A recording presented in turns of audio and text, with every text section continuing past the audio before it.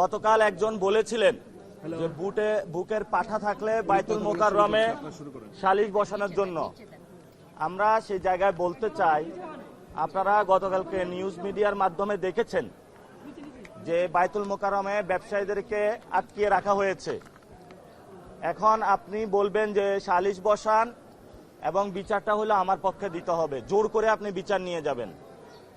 তা আপনি যে গতকালকে বাইতুল মোকাররমে এইভাবে ব্যবসায়ীদেরকে বন্দী করে রাখলেন, এটা কোন সভ্য সমাজের উদাহরণ? 2 নম্বর বিষয়, গণ অভ্যুত্থানের পরে অনেক মানুষ বাইতুল মোকাররমের যে নিচতলা স্বর্ণের দোকানগুলা স্বর্ণ চুরি করতে এসেছিল। এই স্বর্ণ চুরি যারা করতে এসেছিল তারা কারা, এটা প্রশাসনকে সিসি ক্যামেরা চেক করে আইডেন্টিফাই করার জন্য আমরা আবেদন জানাচ্ছি। আরেকটি বিষয় যে বিষয়টি হলো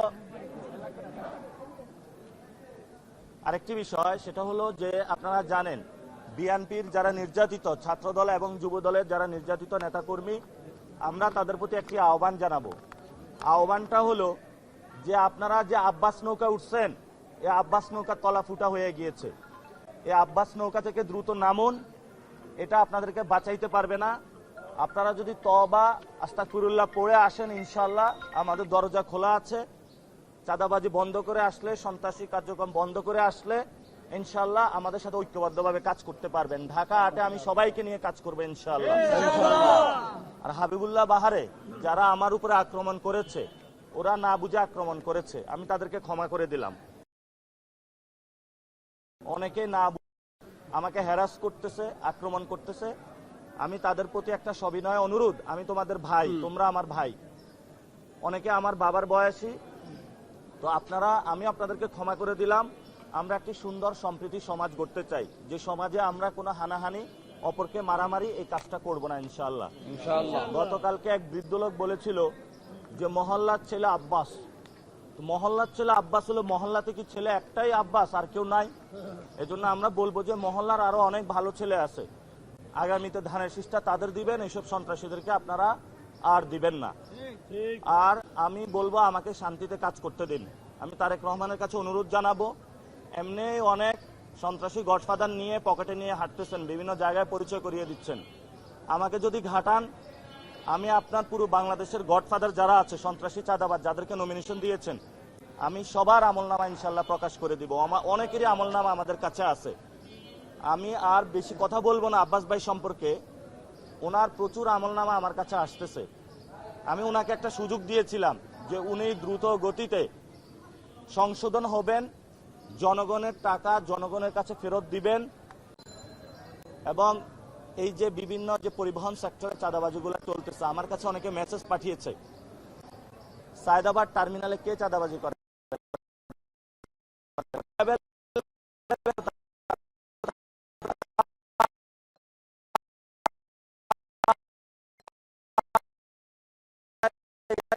বন্ধ করার জন্য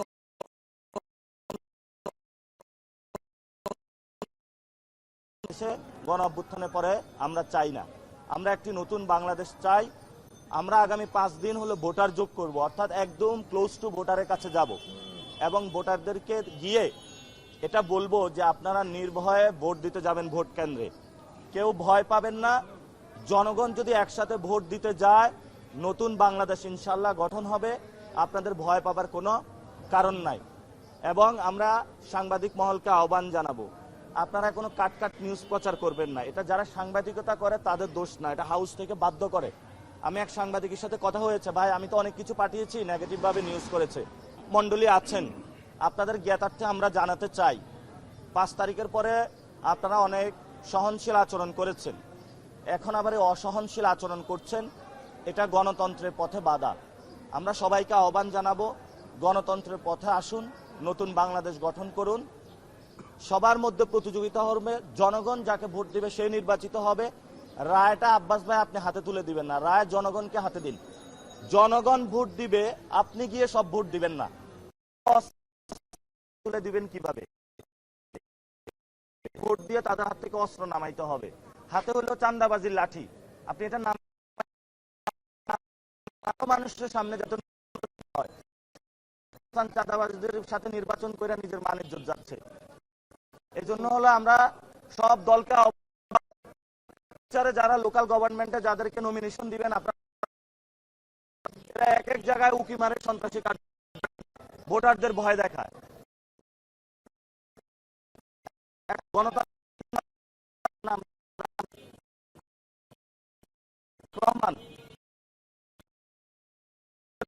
আর উনি এইসব গুন্ডা নিয়ে কিভাবে প্রধানমন্ত্রী হওয়ার স্বপ্ন দেখেন?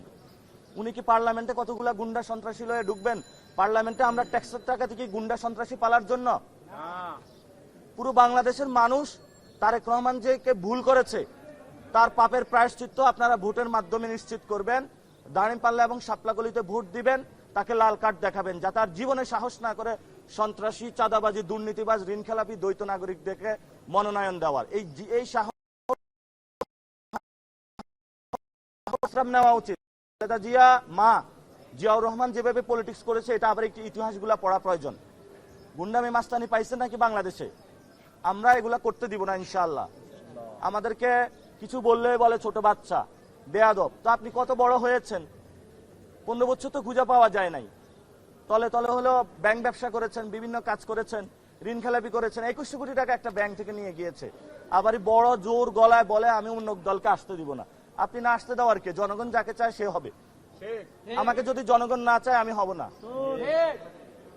আমরা অনেক পথ পাড়ি দিয়েছি, অস্ত্রের সামনে থেকে দাঁড়িয়ে এসেছি।